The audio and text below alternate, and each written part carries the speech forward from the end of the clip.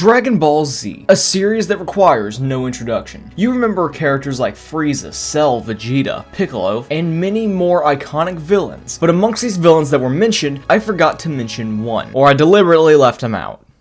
Up to you. Boo. Boo is a controversial villain in the Dragon Ball series, and today I will try to understand why and how Boo fails as a villain, whether everyone is a victim of him, or he is a victim of his own arc. So welcome to the analysis of evil on Boo. My name's Talon Talks. Enjoy. Introductions mean everything to an arc. Call back to Frieza, call back to Cell, call back to Vegeta. What makes those characters who they are? Yes, their actions and what they do, but another big part of why they're so iconic is because of their introduction. Vegeta's first thought and his first words were violence. Or look at Cell. The fact that he jumped Piccolo, nearly won in his weakest form, is something that does stick with me to this day with Dragon Ball Z, and has been one of my favorite scenes. So why did Akira Toriyama give us fat, incompetent Boo? What about this screams villain? Ultimate evil. Yes, I get he killed millions canonically, but where's the words that were mentioned here? I don't see evil, I just see an overgrown child, which is the all-around feeling for what Boo is. He feels like an early Dragon Ball character, and I mean like Tenkaichi Budokai era. He's a mess of gross proportions that I do not know how to grasp fully. I mean, who knows? Maybe I'm the problem. No, it's Boo. Boo is the problem. I guess I'll compare him to Frieza and Cell while I'm at it, because Frieza was introduced as this unbeatable space tyrant who doesn't care and, in fact, nerfs himself because he's that strong. Cell was this lowly being who could gain people's abilities just by absorbing them. He walked in a beast of unknown origin, but a confirmed potential to destroy the world.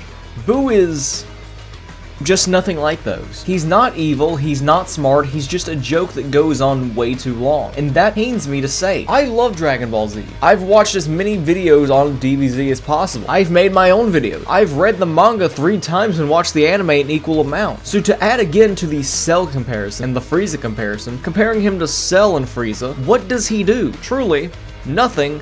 Until it's too late. Anyway, aside from introductions, he just seems like a child, as mentioned earlier. For a being who is evil's incarnate, what seems so evil about? Yes, again, he's doing evil things, but this dumbass wad of chewing gum more than likely lacks the comprehension skills required to know that this is all evil. I mean, in Super, he just eats food and sleeps. This is the same Boo, by the way. I think it would have been far better if there were a better twist on it. And I don't just mean a moral spin on the argument, I mean like him playing the part. In fact, he was able to do it at several points. Look at Kid Boo. Kid Boo is evil. He looks the part, acts the part, and is the part. Let me be clear. If we had gotten Kid Boo, Evil Boo, then Fat Boo, well, still wouldn't have justified the arc's overall problems. It would have been a step in the right direction. And speaking of other parts of the Boo saga, it is everywhere in terms of writing. We're focused on too many characters that add nothing to the plot, like Gohan going to school, a tournament, random villains, Vegeta becoming evil again, Babidi not being significant, just like the random villains and Deborah. Boo is a victim of circumstance. The circumstance being that this arc is genuinely bad. Hell, take the Majin out of Boo and give it to Vegeta, why don't you? It's right there. Forget it. Either way, from what all of this seems like, is Toriyama constantly trying to outdo himself by offering newer and newer elements and what he did before times 2. But too much of a good thing is in fact a bad thing. I mean, Super Saiyan 3, Vegito, Kid Boo, Evil Boo, Majin Vegeta, Goku returning from the dead, 2 little Gokus. Just what is even going on anymore?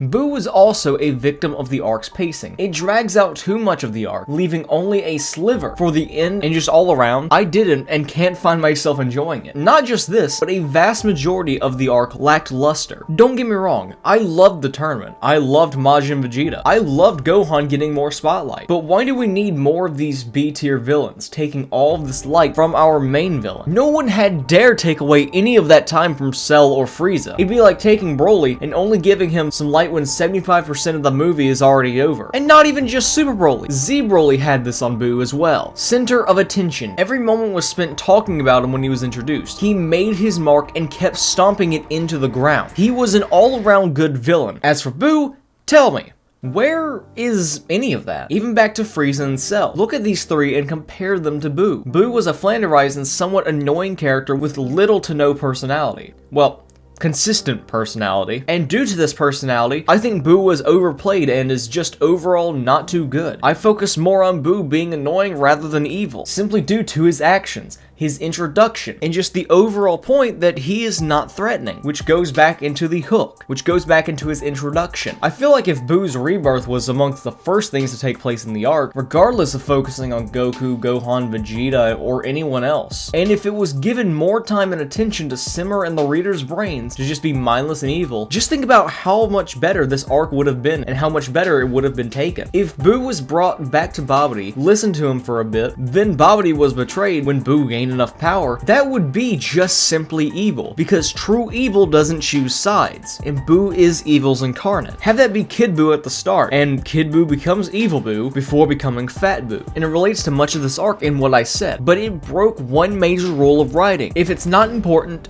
do not use it. Fusions, Gohan, Videl, Super Saiyan 3, to an extent, it served next to no plot relevance. Fat Boo doing anything just sat there as well because I feel it destroyed the delivery on that.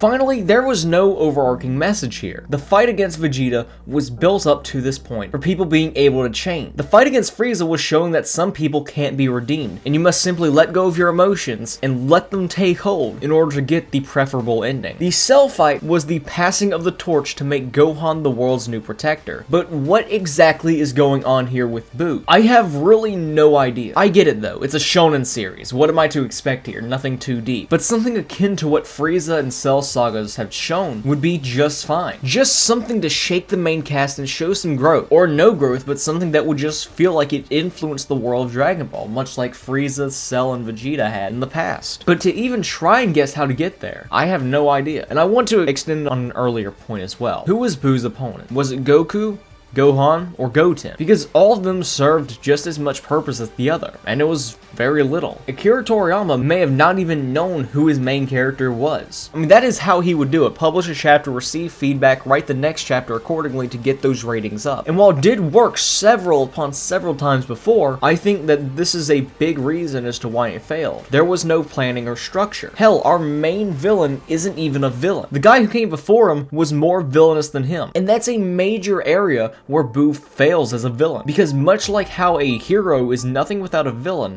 can't be used properly if there is no hero. Gohan was set up as the hero from the start. He was the centerpiece. Then we had Goku come back to life for sales or something and forced himself to be the hero of the story. Oh, and somewhere in there, Goten was gonna fight. And so if we don't know who our main hero is gonna be, we have no reason to set up an overarching message. This was the last arc of Dragon Ball. So if I had to guess as to what this ending was, I guess it's about one character's growth.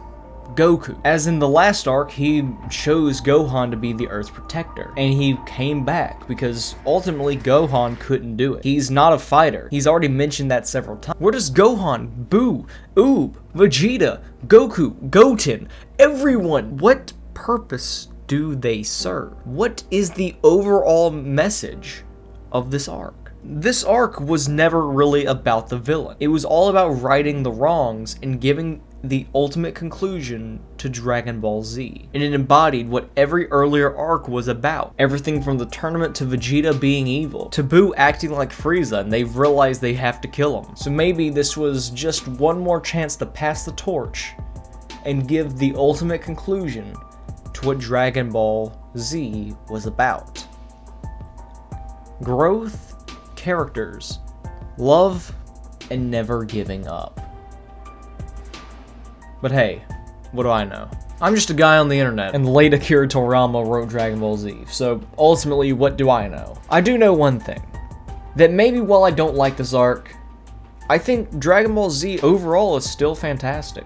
Perhaps this arc wasn't necessarily about the villains, but about the heroes and their final send-off as the curtains of Dragon Ball Z would close, with Goku electing Earth's newest protector and leaving the spotlight one last time.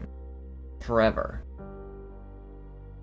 Until Dragon Ball Super, my name's Talon, and I thank you for watching. And until next time, I'll be seeing you.